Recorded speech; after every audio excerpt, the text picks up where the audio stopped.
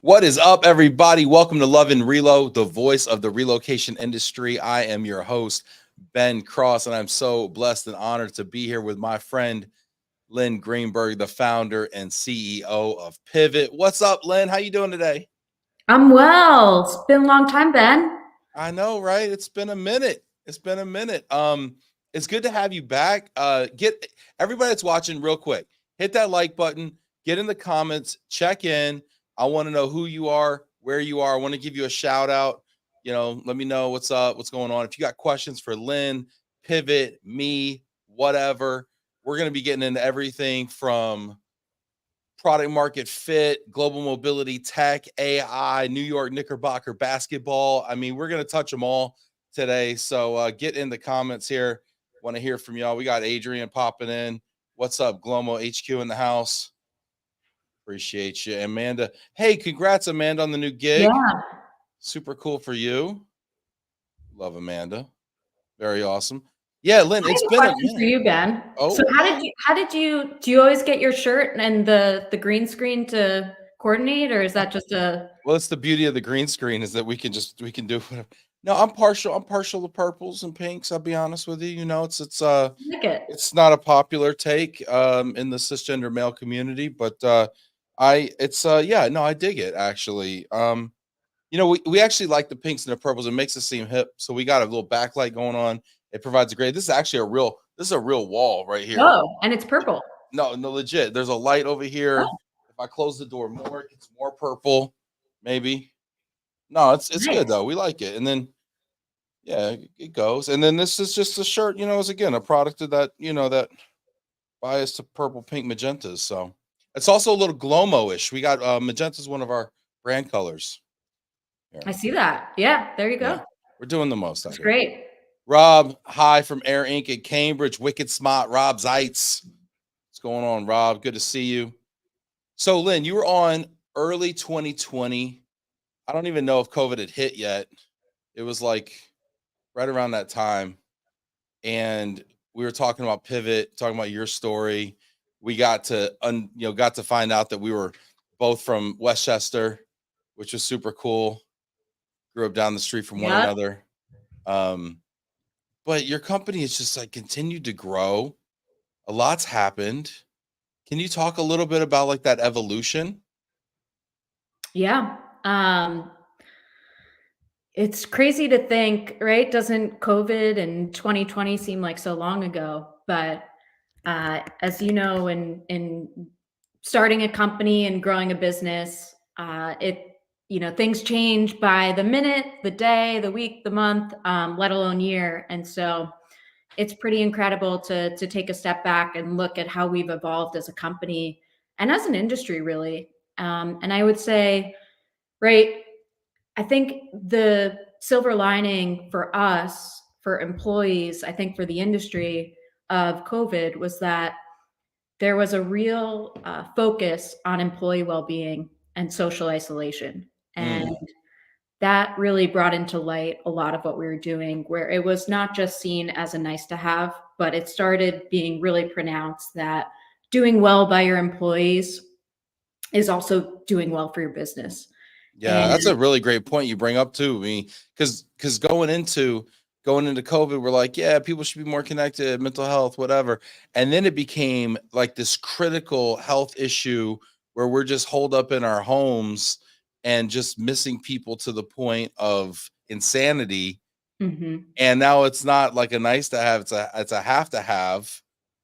And we're Absolutely. we're also questioning like, why are we here? Where are we? Should we even be here? Should we move to the middle of Tennessee? We're doing all these things. How did that impact Pivt in your Mhm. direction? Well, yeah, and to your point too, I think what also happened was people's motivations to move changed, right? It was where it was traditionally corporate led pre-COVID, all of a sudden people were starting to really question what their priorities were. Yeah. They had newfound flexibility, and so you had millions of Americans relocating on their own due to the fact that they didn't have to commute 5 days a week and could work more flexibly. You had people relocating to new cities just because they started valuing their lifestyle and cost of living. And so, it took what we actually ended up doing, and this was about 10 months ago, which was a real indicator of where the motivations had shifted, is we actually started also working with cities. Yeah, I saw that. And so just this past weekend, I was in Tulsa, Oklahoma, where my dad is from. Oh, I didn't know that. Shout out to my dad, Dan Cross. Used to watch the show. I don't know what happened. And I was in Tulsa, which has come a long way. We'll Yeah. say that. Yeah. Tulsa has really come a long way. They've reinvented themselves as a little kind of mini tech hub, right? Mhm. Super cheap cost of living. Get a lot of house out there in Tulsa. Good lifestyle. And did y'all partner with the city of Tulsa? We partnered with George Kaiser Family Foundation and Tulsa Remote, Okay. a Yeah. a really impressive organization that is just transforming the city as a whole, and I think really how the rest of the country is really viewing how they can boost economic development and attract talent, because I think a lot of cities starting to realize if our population isn't growing, it's decreasing. Yes, And and if your population's decreasing, so is your GDP, right? yep, Your output, what you can produce, how much goods you can produce, how much goods you can buy, your economy shrinks. I mean, that's what people miss with the whole immigration debate too. Is yep, it like we need an infusion of workers and consumers in order to create economy, and you have to attract people. I drove from Michigan to Dallas when I relocated, and I drove through a lot of towns that all the Whirlpool plants shut down, and there goes industry. I mean, it's sad to see yep. what happens, right? So you're either playing to gain people, or you're not playing the game. Exactly. And so I think what we started to realize was, hey, what we're doing to support corporations and their employees and their families acclimate, find community, stay, have this transformative experience actually could really benefit what some of the cities were trying to do. And when we came to find was that 71 cities and towns across the US are incentivizing remote workers to relocate Wow. there in order to S- boost their economies. 71. 71. That's a And lot. so, so Tulsa, for instance, is paying remote workers $10,000. And what Pivot is really coming in and saying is, how can we support you, similar to what we do with corporations? How do we help you protect that investment? So when that incentive is up, right, people want to stay longer. They feel like they belong. They're contributing back to the economy. And so that's just one of many ways that I would say we've really shifted. I would say go to market. We still very much do the corporate side of things, and we're now working with some of the largest corporations globally, which we're really excited about to kind of explore.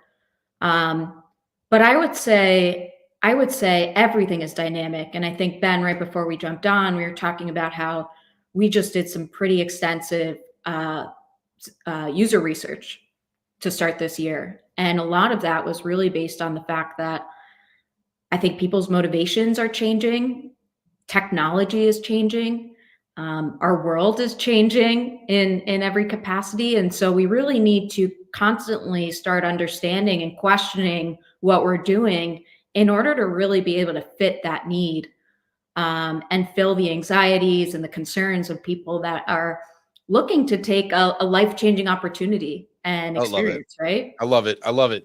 We got a lot of people checking in here. This makes a lot of sense. I'm going to stay here for a minute. Get in the comments. I want to know what you're thinking about the way that, kind of Pivot works, and keeping people in these cities, the macro kind of economic trend of these small towns attracting big time talent. I think it's really fascinating what it's going to do to the landscape of our country. We got Jillian Guzda checking in. What's up, Jilly? Julia? Dean Sprout joining in Dean? from the Great White North. Always listening when Lynn Greenberg chats. Walking the walk. That's cool. James Moss checking in. Rock on. Janet Turner, our first Janet. producer on the show. Love it. Janet was probably producing when you came on, Yes. Lynn. Yep. Love Janet. Lindy Chapman checking in. Texas. Lindy. Very cool. Farrell checking in. Hit that like button. Get in the comments. Oh, look at our good friend Chris Roberts. Love Chris. Chris is Filling in brilliant. the blanks for me, as always. Love it. Driving a lot of cities to attempt the same model. Has this been working? Do they have evidence to show that this is actually attracting remote workers and building the economy? Yes. Yeah. So actually, um, tremendous amount of success in terms of for every dollar they spend, and Chris might have to fill in the gaps for me here too as well. I think they've proven to get $6 back into their So economy. every dollar of incentive, like if I give 10 grand, then I get 60 grand back is kind of the idea. Well, that makes a lot of sense, right? Because that's the person's wages, right? So that's like their spendable income. So if I give you 10 grand to move here and maybe you make 80, but you spend 60, right? Whatever, right? We all spend what we make these days, right? So it's like whatever your salary is, I'm bringing that in. That makes a Well, and a whole lot lot, of sense. Plus household. yeah, well, and a lot of these people that have a great experience will then invite their friends, right? Tell their friends to do it, Mhm. and they'll have visitors, right? And so it's a really interesting dynamic. Yeah, it's like come to T-Town on the weekend, see those Tulsa Drillers and Tulsa Oilers play. I don't know. I'm just making stuff up at this point. Janet checking in. What's up, Janet Olkowski? We got a lot of Janet going on right now. Yeah, I I'm not, love I'm it. not hating it. Yeah. Susie, Lynn brings heart to what we do. The work is for the good of the people. Susie's That's, great. that's nice, right? Got a lot of Lynn going on Yeah, here I today love it. too. The Lou's in the house, PA's in the house. Yeah, that's super. That's super awesome. So then now you're working with some towns and some. I like this idea. So how does that change? You talked about kind of go to market. How does that change your strategy as a company? Has the buyers changed for the product that y'all produce? Have you seen a shift in that? So we still go very much as we always had to corporations. That's still very much our bread and butter, but I would say it's an expansion for us. So we also work with city economic development organizations, chambers. So it's been really interesting, and more so than not, they go hand in hand. And I think what I'm particularly looking forward to as well is I think some of the data and the insights that we're going to be able to collect I think are going to be really interesting, both from a city perspective, but for the corporate level as well. We got some questions coming in here. You mind if we take a question? Go for it. It's coming either way, right? I mean, Yeah, you know exactly. this. James Moss says, Lynn, how do you see remote working, but keeping really in touch with real people? How do you keep it human? It's a great question. So I think there's a couple of different things that companies need to do, right? And I think one of the main concerns is culture. And to your point, James, I think work for the last 50 plus years has been that main point of social connection. And a big reason why someone will stay in their job a lot longer is because they feel that sense of belonging and they like their colleagues and they like the people that they work for. And so I think companies really are starting to be, and I hope they are, a little bit more intentional about building in that social connection, right? Totally. Either through a pivot or, creating water cooler channels on your Slack channel as we do, and finding time in the beginning of meetings to talk about how your weekend was, right? And not just What, work. But I what's think what's what's water cooler in the Slack channel? What does that mean? I need ideas here. Yeah, so we have a water cooler channel on Slack where it's kind of like what you would talk about if you were in the office at a water cooler. Some interesting memes, stuff in the news, how your weekend was, all those sort of things. Okay, so you can kind of like just it Mhm. doesn't have to be work related. Just throw some interesting stuff in there. Exactly. That's where I'd put all those Instagram reels that I keep forwarding people that nobody watches. That's where I'd put them in the water cooler Yep. Yep. section. They'd have to view it. Exactly. Yeah, yeah, nice. No, but I like what you're saying. It's interesting because I think we had Jolene Lawfer on from Errors, and she was talking about one of the things that keeps people at a job is if they have a friend, if they have a good work friend, and Hmm. that's what connects them. Hmm. And I think the same is true for accompanying talent, as we like to say on the show, right? Accompanying spouses and family is if they have a friend in the community, Yeah. and you have to find these not just connections, but like I feel like deep connections. You have to really find your tribe, Mm. and develop that deep connect. It's not just like, oh, I know everybody's name in the building. Like I need to have that person. Maybe we'll go out after work, or we'll hang out on a weekend, or I'll come to them if I'm like overwhelmed with something. I'll Mm. just vent. You got to have that person, and so I think that's really important. It is. And something that, as you know, we're hyper focused on from the relocation standpoint is not just building and cultivating community for the employee, but also the partner spouse. Because Yeah. 70% of relocations will fail because the family members can't acclimate and find their tribe and feel that sense of belonging. And Yep. it's so important for them to do so. And yeah, as I mentioned before, I think that's one of the benefits of the silver linings of the pandemic is companies are really starting to notice and understand that you need to take care of people and you can't just move them from A to B and say good luck. You really need to cultivate that sense of belonging across the entire journey. Yeah, 100%. Keep these questions coming.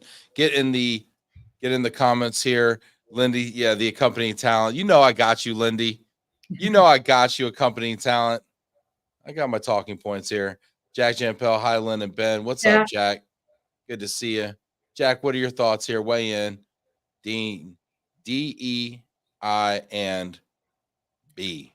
DE&I and belonging, I'm assuming. Belonging. Yeah, I'm Like hoping that. so. Yeah. Karen. Karen? What's up, Karen? Good to see you there. Yeah, get in the comments, y'all. Yeah, so here we go. We're trying to make things more human, but how is the solution an app? So, and this is right, you talk about how this has evolved. So, we've looked a lot, we've mapped out quite literally the relocation journey to a T.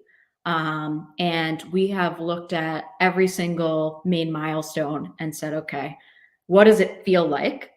What are the challenges? What are the opportunities for each stakeholder at this point? And how is the ecosystem coordinating with them at those certain points? And where's their opportunity there? And so what Pivot really focuses on now is we bring together well-being, social connection, and curated content all through a personalized app experience. And so when we think about the value we provide to the users, it really kind of comes down to four main things. And this is something that has evolved into being a way more personalized experience. So when you come onto our platform, we're hyper focused on that human side and personalization. So we'll have you fill out a quick living assessment, which gets you starting to think about your goals, interests, passions, expectations.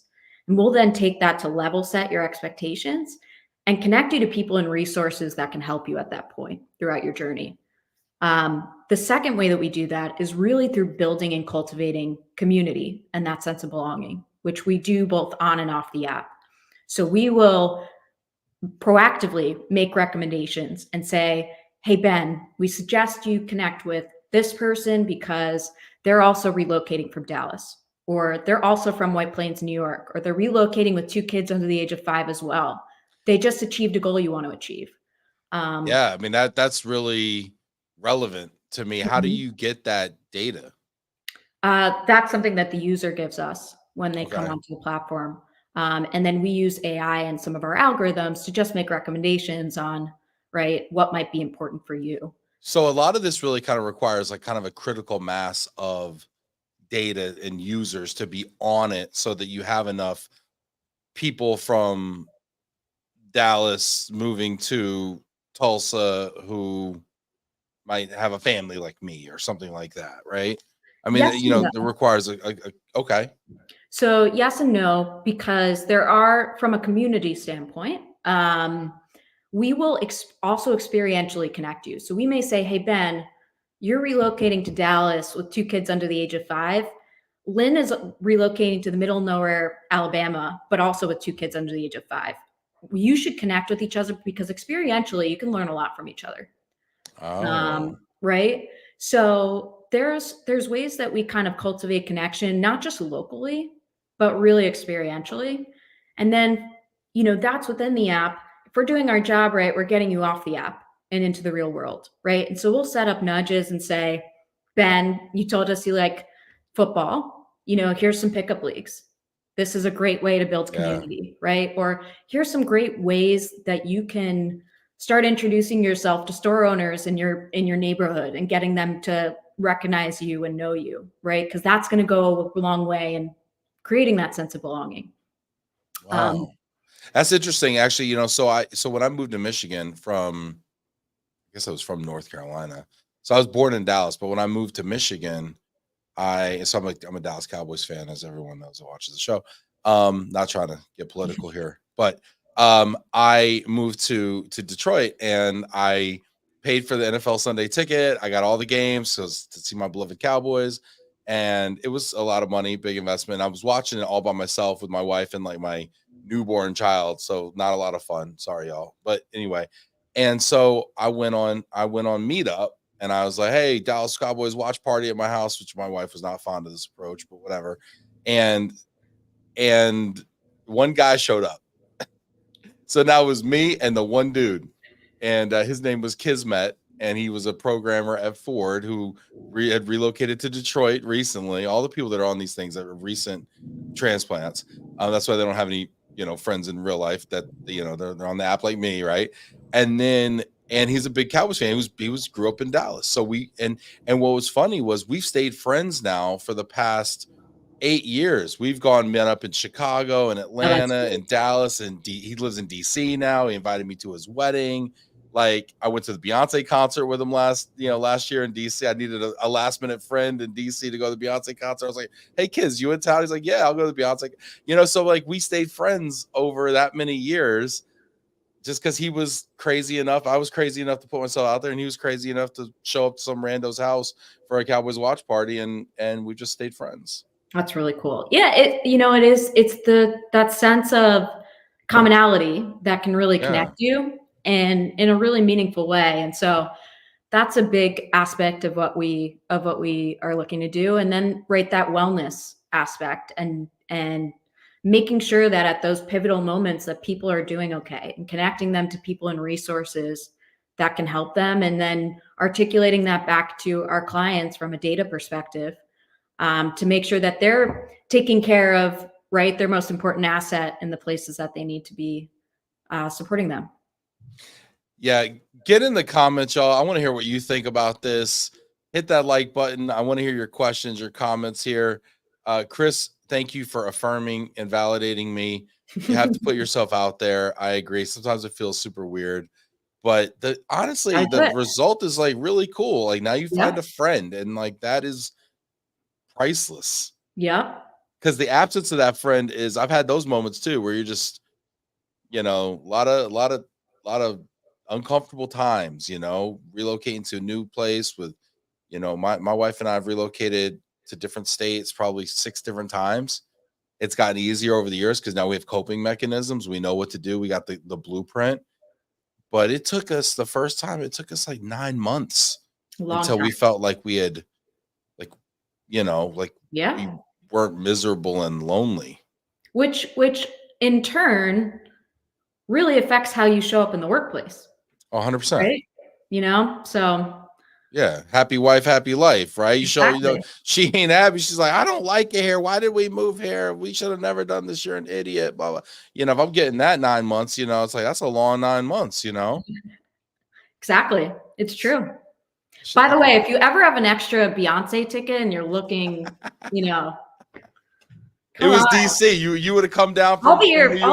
I might even suck up watching a Dallas Cowboy game with you to go to a Beyonce ticket. Oh my gosh, she said. Oh well, listen, they're both hard tickets to get, but shout out to the good people at USI Law who happen to have a suite at the Commander Stadium, which comes with not only one Dallas Cowboy game per year when they play the Commanders in DC, but also happen to come with a Beyonce ticket. Did not come with a Tay-Tay ticket though this year, unfortunately. Jana, happy Wednesday, everyone. Long time, Lynn. Always great to hear from you. Great to see you. Lindy says, been there, done that, Ben. Yeah, it can be rough. Like, and you talk about those failed relocations, like that is real. Like I've had, knockdown, drag out fights with my wife over like, should we even be here? I want to go home. I want to go back to my family in New York. I want to go back to like, what am I doing here? Like, A I third mean, of people, right, will a quit their third of job people that within a year much. or move home. How long does it take people? Like, what's that like length of time in the new place? So it's like kind of that break point. Like, if you can make it this long, you're probably gonna stick, or you're not.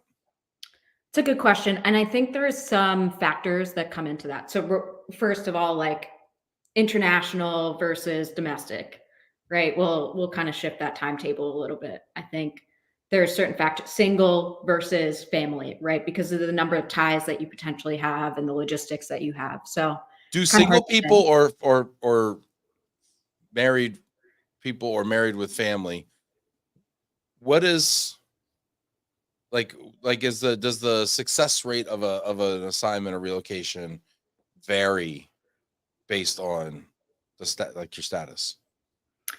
I would have to look at what the success rate is. I'm not sure comparatively. I know that there's certainly, when we've mapped this out, positives and negatives to both in terms of, the opportunity to stay, the opportunity to get out there a little bit more when you don't have kids, but then on the other side, going to meet people at your kids' schools, right? So there's a lot that kind of weighs into that, but that would actually be something really interesting for us to look at. Yeah, it's hard to show up to a stroller strides meetup with no kid. Yeah, I You wouldn't know, wouldn't you need suggest it. that kid is a really good entree into a social circle. It's true. For sure. We got people checking in here. Sarah said there's always always a low point after 6 months in the new location. So there's like Yeah. a lull. So actually, what Yep. you're kind of saying is like it's kind of good, and then you kind of hit like this Yep. 6 month itch almost. I've always say give it a year before passing judgment on the new location and Mm. anticipate the 6 month low point. I'll go through Mhm. it. Be easy on Yep. yourself. Yep. We do a wellness check-in at what we call is like the honeymoon stage is over, which is that 6-month point, right? Interesting. We got some good questions. Keep those questions coming in. And I want to know, get in the conversation. Remote workers and self movers need this type of support. Yep, for sure. It's incredible how that one area of commonality bonds you when you're so far from home. Thank you, Mhm. Jackie. Mhm. Sherry from the Bay checking in. Rob saying Boston can be an isolating place for newcomers. All of us locals made our lifelong friends in kindergarten, and it's challenging for transplants to build a social infrastructure, even especially when they don't speak the language, Rob. Right. They can't even go to Dunkin' and get a coffee or something. I don't think I did that very well. Um, but yeah, Rob, I mean, thank you for saying that. Do you see certain areas and locales where like everybody's a transplant, so it's super easy, like Florida or the Bay or whatever, versus somewhere it's very insular because everybody just grew up there. Do you I notice think that at all? some places are easier than others, but no, I think because it depends on so many different factors. It depends on the person, right? And how outgoing they are and willing that to put themselves in an uncomfortable situation. I think one of the most interesting things that I've learned is, I learned that the number one failure rate is New York to London, followed by London to New York, Oh which was wow. mind boggling to me because a lot of people think pretty similar. Maybe Yeah. I even said when I lived in London, I think New York is more similar to London than it is to Dallas. Mhm. Speak the same language. People would think it's, an easier transition. But I think what probably gets in the way is it's misaligned expectations because people see New York City and London in movies and TV shows, and they think that it's the same language, so they can easily adapt, and they get so much more taken aback when things are different, when there are some cultural nuances, and so I think with that all said, I think there's challenges moving from New York to Japan with language barriers, with culture for sure. But I think a lot of it has to do with expectations as well. And that certainly affects success rate. Yeah, hit that like button. Let us know what you think about hardest areas to transition to, relocate to. I think it's funny about London. The London thing, I've heard this before, and you're right, it is super surprising. I think when you think about New York, it looks a lot like London. It's kind of, there's a lot of congestion, a lot of stuff on top. It's very densely populated, right? It's a lot of hustle and bustle, a lot of professionals, finance capital. There's a lot of things that are similar. They both have a strong pub culture, except Mhm. in London, you go to the pub, nobody sits at the bar. They laugh at the Americans because they think that this is like this only exists in movies. Nobody would actually go sit down. You don't meet anybody at a pub in London. You go there with friends. You don't meet people there. I think that's one of the differences of the States versus, in London. And the people in New York are actually pretty friendly. I think that's one of those Mhm. misnomers, misperceptions about people Mhm. in New York. But people in London are a little more guarded and they don't Yeah. share as much and they're a little more buttoned up and stuff. And Mhm. so I could totally see how that might be challenging to meet somebody if you're coming in, you're like, hey, don't anybody want to talk to me? I'm interesting. I'm from the States. They're like, no, get out of here. Go home. Yeah, absolutely. We got people checking in here. Kevin Ryan, I moved to New York City in '92. Best move I ever made. What helped, Kevin? What helped you fit in being from upstate New York? I think it is Western New York. Lynn, that's the same reason. Repatriation is often harder.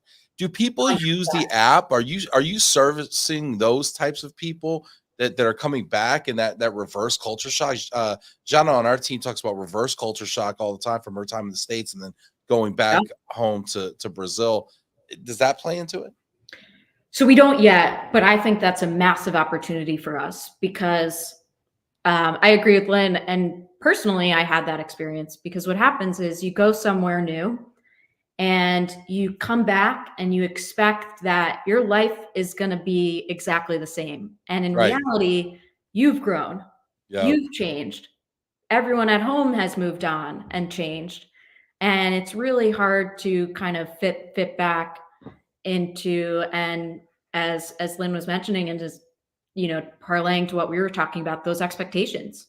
Your expectations are totally blown when you repatriate.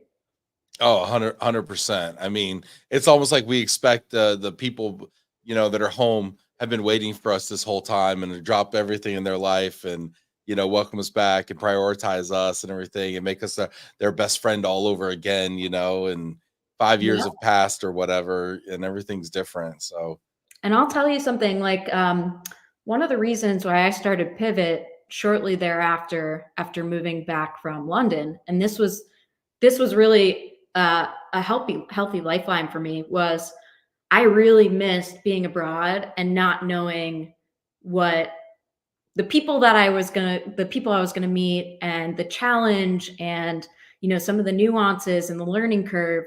And so kind of building a business was really helpful while I was repatriating because it had a lot of that involved.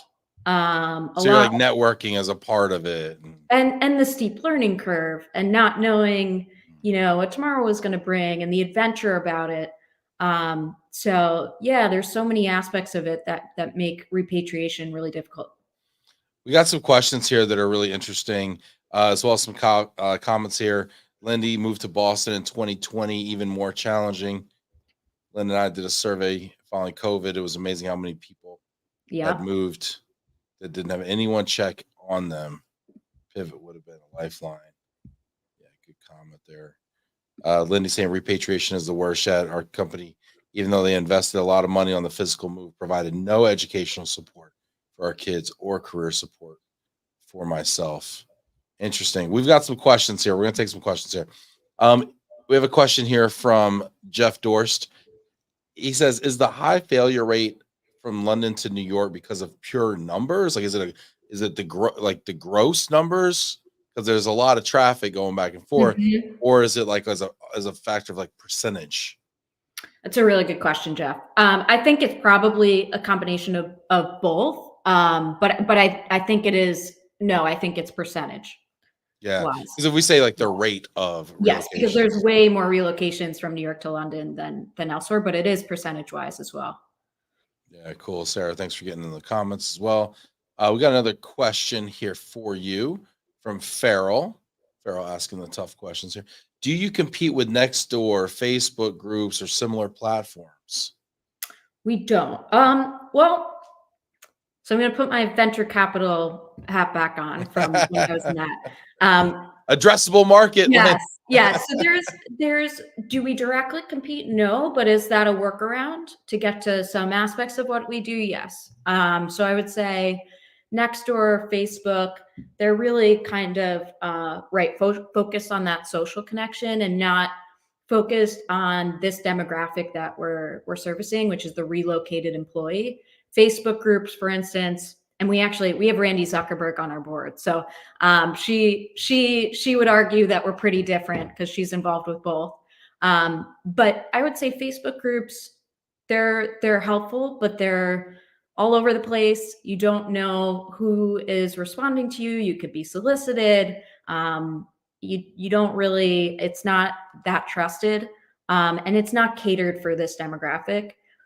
Nextdoor, I think, is a really good supplement to Pivt after the fact. So Pivt is typically given to the employee and their family the moment they find out they're relocating, and then stay with them throughout their post. With Nextdoor, it really requires you to have an address and to be, settled somewhere to then start utilizing that. And it's very, first of all, soliciting, but also very catered around what's going on in your community versus the relocation process, meeting people, making sure that you have the resources for you and your family to really acclimate and make the most of this opportunity. So I would say there's aspects of it, but we're focused on that social wellness, curated content around that relocation journey.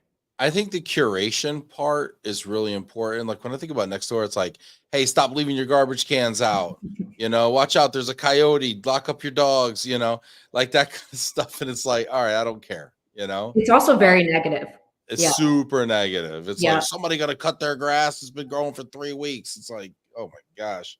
And then you have Facebook, which is kind of like, I don't know. It's just like not even sometimes not even attached to reality. Although the one thing I like the neighborhood Facebook group, like, oh, we're meeting at the pool for a party or, whatever. But again, it could be a lot of coyotes on the loose. Watch your dogs. It could be a lot of that too, or who cut my Christmas lights? You kids, I'm going to get you.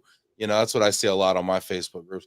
But I like what you're saying. To me, it's, I liked Meetup a little bit, but what I like about what you're doing is you're taking the data for the transferee and you're saying based on who you are, who you appear to be, I think these things would be good for you, right? And you're also connecting them proactively to, it sounds like, to other people that are in similar situations. And that to me is really powerful. And it's vetted, right? So there's a lot of privacy involved. That people are going through what you're going through, right? They're coming in through an employer or an economic development organization. So there's some trust involved with that as well. Yeah. Karen's bringing up also the lack of ads and the privacy controls. I think that's important. That's something that I think is on our radar, but we've just signed off on our privacy a long time ago with the hopes of just entertainment and the opportunity to scroll content forever.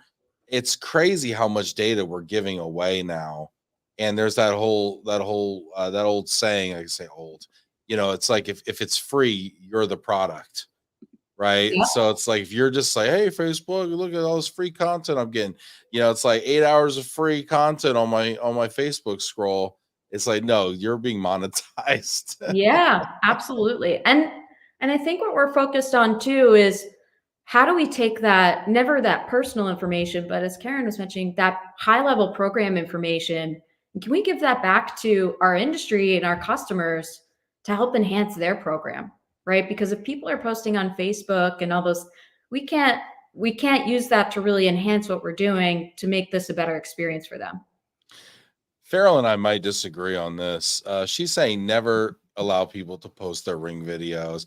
I like a carefully curated stream of ring videos. I think that's the key, though. You got to give me the entertaining ones. Don't just give me the. Does anyone recognize this teenager? Kicked my jack-o'-lantern. But give me like the good stuff, like the cat got loose and attacked the mailman. Give me that kind of stuff. So we may disagree on that one, Farrell. Let's see. Sherry says, I love the idea of this platform. The others are iffy as far as actually making connections, for sure. James has a question here. Up to 2/3 of repatriated assignees change employers within 2 years, if not nurtured. Thoughts from a retention standpoint, Lynn? Yeah, James, I think it's kind of speaks to what we were talking about earlier, which is, if you look at the first year, the third of people that quit their job within a year return back home, right? It's because they don't have a great experience in terms of them and their family acclimating and feeling that sense of belonging and not really feeling like they owe their employer anything either, right? Because a lot of the times that they are you're talking about repatriated. Sorry, I think Yeah. repatriated, but also relocated, right? Like Mhm. they could leave. They could leave their Yep. employer, forget Yep. where they're going, right? I mean, maybe they go because they don't feel a sense of community inside the Yes. organization or outside. Maybe it has to do with the new city, right? But Yep. the fact of the matter is, to a company, all that matters is, hey, we lost this talent. And not Mhm. only are they just a piece of talent, but they're Mhm. a high performing, high potential, or else we wouldn't have moved them. Yep. And we invested a ton of money Yep. into them and took on a brand new learning curve, right? That you Yep. get whenever somebody has to acclimate to a new job, even if it's the same company. Yep. And so there's a lot of investment there and a really high potential piece of talent. And boom, 2/3 of them walk within 2 years. If this stat is correct, I mean, that is a Yep. very compelling case. I think it's, as James said, it goes both ways. So I think that's the answer on that side of things. But as we were talking about, repatriation is a lot of the times even more difficult, right? And so I think that's an opportunity in our industry, is how do we support those repatriated people when they return back, right? Because they need a different level of that human support. Um, so I would think that would attest to that. All right, let's have some fun here. Not that this hasn't been fun, but I love lists. I'm a sucker for them. Okay, sucker for lists. Okay, and you speak quite a bit, actually, Lynn. I think this is your second speaking engagement of the day. I think I saw a post, right? I was like, "Ooh, I'm speaking so much." All right, so I appreciate you making time to be with us today. You've given a fair amount of talks in 2023. I follow you on the LinkedIn. Let's give a top five. We got a top five, super producer Adam. We do. Here it comes. Top 5 books Lynn has spoken about this past year. This is good. Um, This is good. Let's do it. Let's do it. I'll count them down for you, okay? And then you can read them, and then not the whole book, but like the title, and then talk about it. Okay. So how about number 5? Number 5, it takes what it takes. It takes what it takes. It sounds obvious. Tell us what you learned there, and what we should take away from it. Takes what it takes. Um, it is really around mindset, and kind of having that strong and healthy mindset, but also around neutral thinking. So, Neutral thinking. yeah. I've heard positive and I've heard negative, but what about neutral thinking? Yeah. So, by our close friends, Harry and Russell Wilson, they developed a company called Limitless Minds. And it takes what has made Russell successful in the playing field and really brought it into corporations. And one of the things that Russell's late psychology coach spoke about was neutral thinking. And it's the idea of what happened prior in the past and what happens tomorrow should not be indicative of your decision that you make right now. And it shouldn't be emotional. It should be very matter of fact. And so it's really, really, really interesting from that perspective. Definitely a good one for entrepreneurs.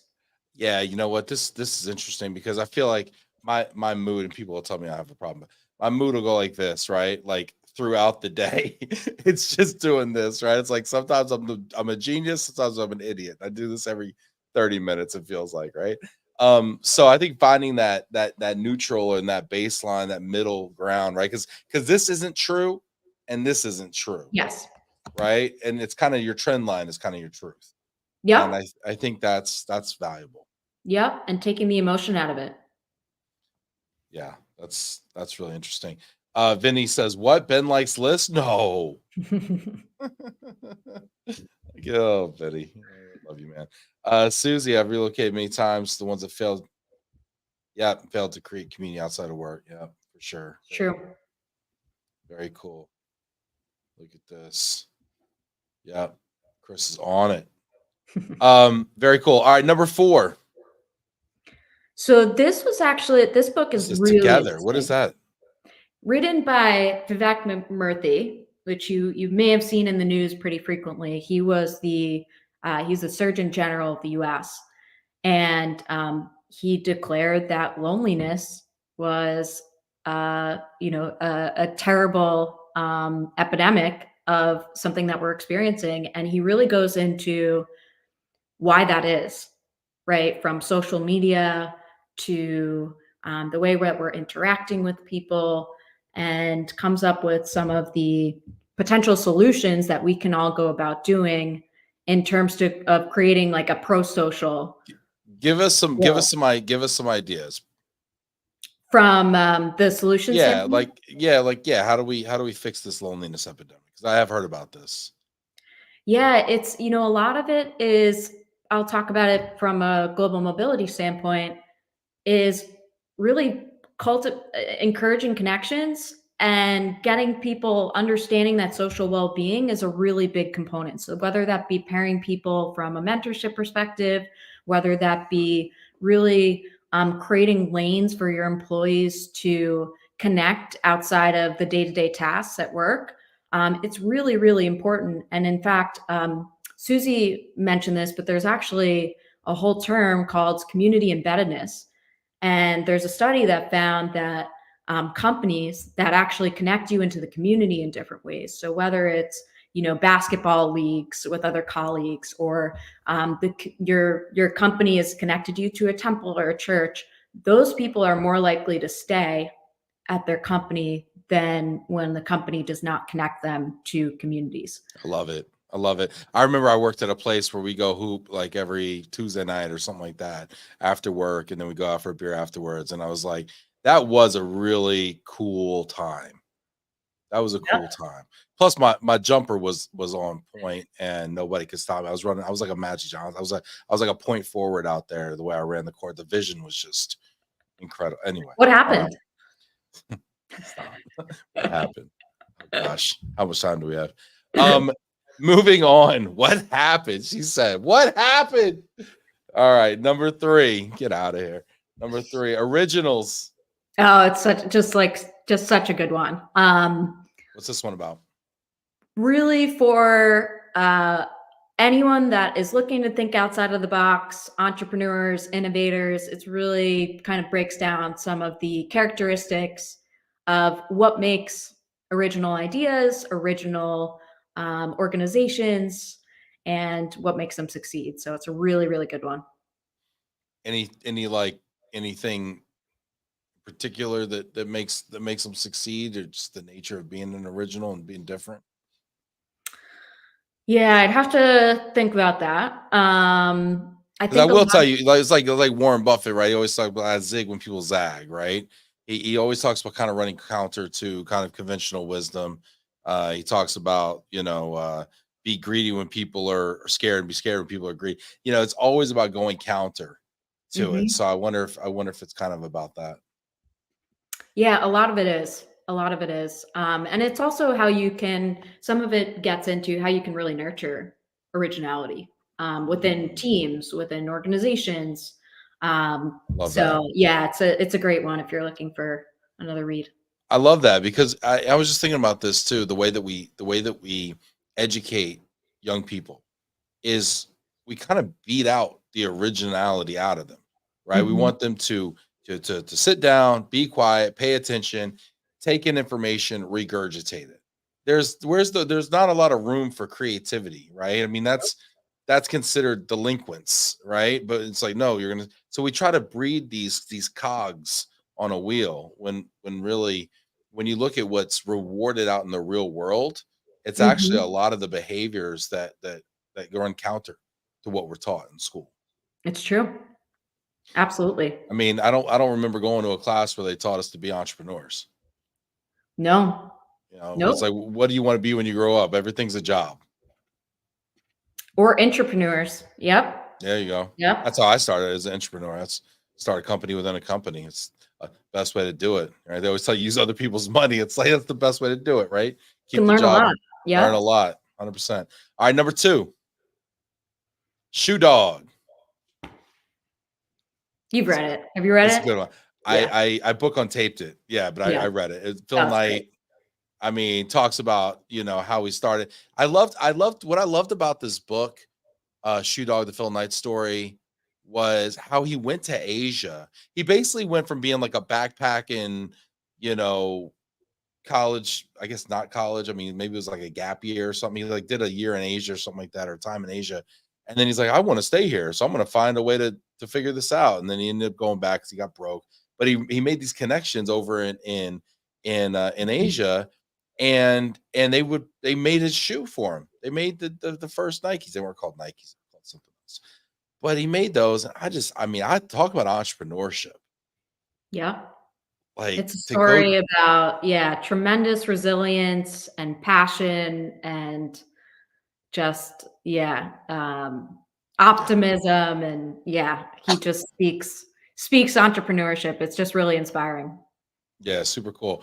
Number 1, this is one of my favorites. This is the number 1 book that I recommend to people. How to Win Friends and Influence People. What are your takeaways here from this, Lynn? Why does this make your list? I think it's really about understanding people, right? And make what makes people tick. And some of the things that you would think would influence people. So some people would think, okay, talking about, talking about successes or talking about the places that you've been or traveled to, the way that you really influence people is listening and asking them about themselves. And um, so I, if I could, I'd give it to every high school and college grad. I think it's such a great book for everyone to read, especially at that moment. Yeah, you're so spot on. I think the first time I read this wasn't in high school or college, and I've read it a couple times since then. And I recommend it to everybody for the same reasons you're talking about. Dale Carnegie. This book was written in like 1934 or something. This book was written 90 years ago, like Depression era, Yeah. and it's still so freaking pertinent today.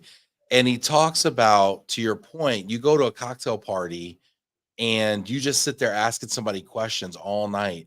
And at the end of the night, that person will say, "You are such an excellent conversationalist." And you didn't Yep. say a thing. You just Yep. asked them to talk about themselves. It's so Yep. crazy. Some people have said that this book is manipulative a little Mm. bit. I think that's harsh. I think Yeah, what it is about understanding people's psychology and understanding it that is. people care most about themselves. Mhm. Using their name is their favorite word in their language. They can hear it from Yep. across the room when you just whisper it, and asking people about themselves. I mean, these are the keys, right? Yep. And there's so many lessons from just one-on-one if you're in sales to leading people and understanding what people's motivations and what's in it for them. But I love the fact that this was number 1 on your list. I feel very connected to Great. you. It's great. I Super love it. cool, super cool. All right, we did a top 5, and now the main event. Underrated, overrated. So I just went from agreeing with you on everything you said to I knew just I was now gonna the pick gloves are some. coming off. Yeah. Yeah. Gloves are hold on. Hold on. There they go. All right. They're off now. Okay. I wanna know which Overrated, ones you disagree underrated. with. Oh, I'm gonna tell you. Don't even it's not Okay. you don't even have Good. to ask. Good, good. All right, everybody, get in the comments, hit that like button. I want to know what you think about Lynn's overrated, underrated. So, Lynn, there are 2 rules. The first time you were on the show, we didn't have an overrated, underrated No? segment. Okay, No? so do you know the rules? There's only 2 rules. Overrated or underrated? Okay, you've read ahead here. Yes. I'm gonna give you a topic. You're gonna tell me if it's overrated or underrated. Those are your two options. Don't be like properly rated. No, don't do that. Okay. You get overrated or underrated. Okay. The second is I'm gonna tell you if you're right. You ready? Okay. Yep. Super duper. Let's go. She's dialed in. I like she's a gamer. All right, here we go. Number one, talk without action. Super softball. We always start easy. All right. Overrated or underrated? Overrated. Okay. All right. All right. I will agree with you. You're 1-0. This is great. Yeah, it's so funny you bring this up because I was literally talking to Jana about this yesterday. There's people out there, and this is especially true with entrepreneurs, because people want to be a part of your success. They want to see you be successful and all that stuff. So if you ever need anything, just let me know. And then you let them know, and nothing happens. And you're like, what about the time you told me if you ever need anything? Yep. What's up with that? There's that. And then I think, there's a lot that even in our industry, right, where people talk about change and innovation and right. It's kind of like the you believe it when you see it type of thing. Oh, 100%. People talk about being, changing their program, changing their policies, changing the way they do things, wanting to innovate. And if you look at what people say versus what people do, it's rough. Contrast. Rough. But you know what? Hey, that's why we have a job, right? If it was easy, I True. don't know how to finish that sentence, but it's not easy. All right, next. Ranch dressing. Overrated. You know what? I'm going to agree with you. Ranch is overrated. With the exception of jalapeno ranch. Jalapeno ranch from my people over at Dilla's Quesadillas, or even a poblano ranch. If you put a pepper in that ranch, you're doing something right. But generally, off the shelf, Hidden Valley ranch dressing, no. The 90s called. They want their casserole back. I went to school in Pennsylvania, and a lot of the people on my soccer team, because we'd pick up pizza on the way home, they wouldn't have their pizza without ranch. Like one didn't go without the other. Never fully got on that boat. Yeah, the ranch boat. No. Okay. So here's okay. So what's the alternative? Yeah, that's the key question. Alvaro Garcia, thank you so much for asking the hard hitting questions here. What is the suitable alternative to ranch dressing? Blue cheese. Oh, 100%. Oh my gosh, my people are here. Pivt has found them. Yes, you are 1000% correct, Lynn, but with one caveat. And this is a big caveat. It's kind of like the whole thing. The caveat meant the whole thing. This is the caveat. It has to be homemade. I don't think I've ever had homemade blue cheese. Maron. Are you kidding me? No. Okay, it's very simple. Okay, you can Google it. But basically, the situation is this: you need buttermilk, you need a little bit of acid, you need some lemon, some Worcestershire. You know, okay, I'm saying you need that crumble that blue cheese yourself. Don't buy the pre-crumble nonsense. You need to crumble it yourself. This is the key. I'm telling you, it will change your life, Lynn. Change your life. All right, you're gonna have to send me the recipe. I mean, that's it. That's all I do. I don't have recipes. I'm an entrepreneur. I just put stuff in a bowl and mix it. People say yummy, let's go. Yes. We don't do that in Pittsburgh. Chris is trying to Chris is like, don't disparage my Pittsburgh people, yins. Oh, that's great. Amanda says no ranch on pizza, but in college I put some blue cheese on pizza. Let's talk about it. All right, cool. You know what, Lynn, you're doing nice. You're doing well right now. What are you, 2-0? All right, let's keep it going. Let's keep this train going. All right, number 3, perseverance and consistency. Underrated. Really going out on a limb, huh? All right, why? I think you can accomplish a lot when you stay consistent and persistent. And a lot of people quit when it gets hard, and those people that persevere and are consistent are the ones that, you know, at the dip miss the part where you're about to succeed. Yeah, I dig it. I had this salesperson that worked for me, and he used to always say, "Persistence conquers resistance." I like that. And yeah, it was great. And I'll tell you the rest of the story later. But it was great. I agree with it. I believe consistency. You can't have greatness without consistency, because you can have a stroke of genius, but you won't be measured based on that one moment. That's true. It's what you do over time. It's the body of work, right? You make one 3-pointer, you're not the best 3-point shooter, right? You got lucky. You got to do it over time. And Hmm. I think that's just, I think it's wonderful. I'm It's with you true. on this. Loving it. All right, fine. You know, that's a layup though. Okay, that's a layup. Hit So me. you're Hit me. 3-0. You're 3-0. Okay, here we go. Next, seamless travel experiences. Very underrated. It just doesn't happen anymore, unfortunately. Yeah, give me an idea. Like, paint a picture for me. What's a seamless travel experience? Like getting from A to B without delays, without, you know, someone half sitting on you on the plane. Sorry, did that. My bad. I'm the person half sitting on you, first of all, and I apologize to all the people I've sat on. But here's the thing: have you ever walked through an airport with nothing in your hands? No. It is the most liberating experience. I've flown places for like a day trip or whatever, and I've literally, like, I might have checked the bag. I might not have. In fact, when you show up to an airport and you don't have anything, they first, you get in the Uber and they're like, "Sir, did you mean to put airport? I noticed you didn't have any bags." Yeah, I did. No problem. You get to security, they really look at you funny. Okay.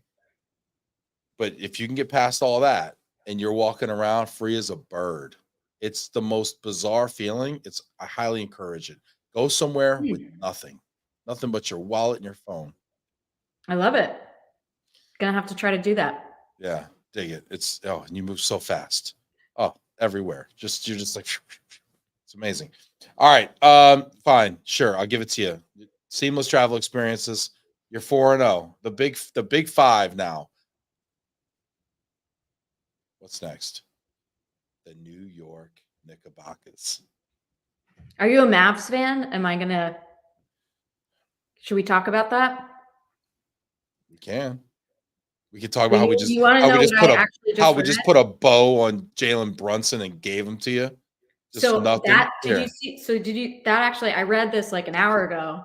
Jalen Brunson came out and said that he approached the Mavs twice about a 4-year, $55 million extension, and they said no to him twice. 4-year, 55 mil. What's he making on the Knicks now? One You had me something. at one. You Yeah. had me at one. Oh, and he's an all-star.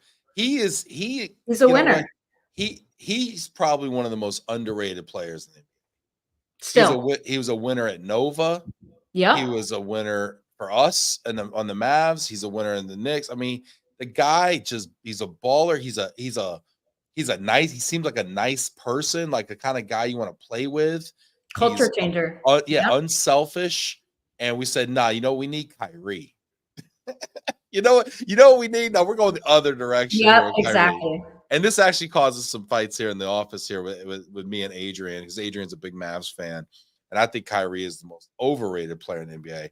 Although I've been watching more basketball this year, and he is, inside out guy, probably the best in the NBA. The way There's no doubt he's very talented, but what he does yeah, culturally yeah. and You yeah. lost me at Flat Earth, to be honest with you. That's where you lost me. It's like you lost me.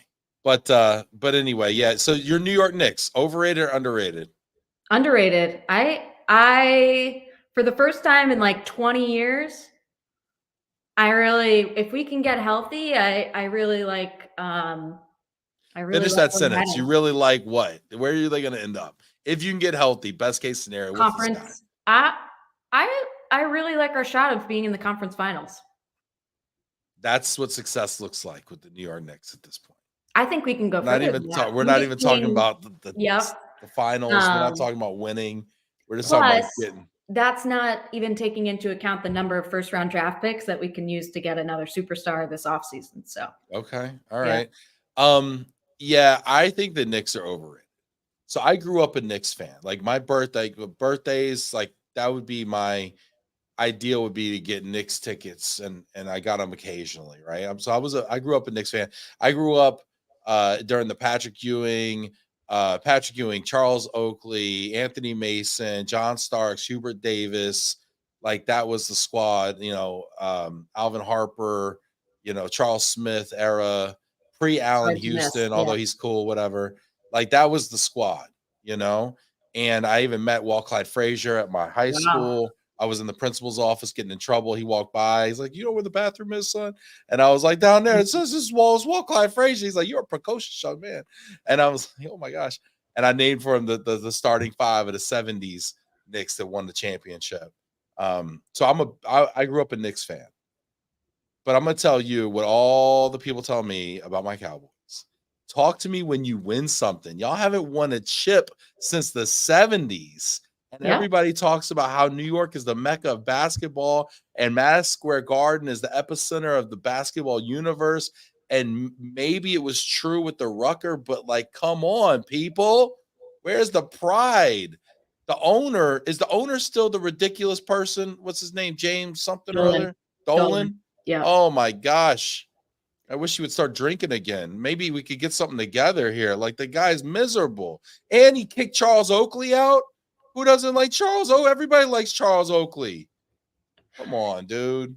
What are we I wouldn't doing? necessarily compare the Knicks, and I think this is the first year I'm optimistic in a really long time. And I wouldn't compare them to the Cowboys because the Cowboys do incredibly in the regular season, and then they just blow it in the offseason.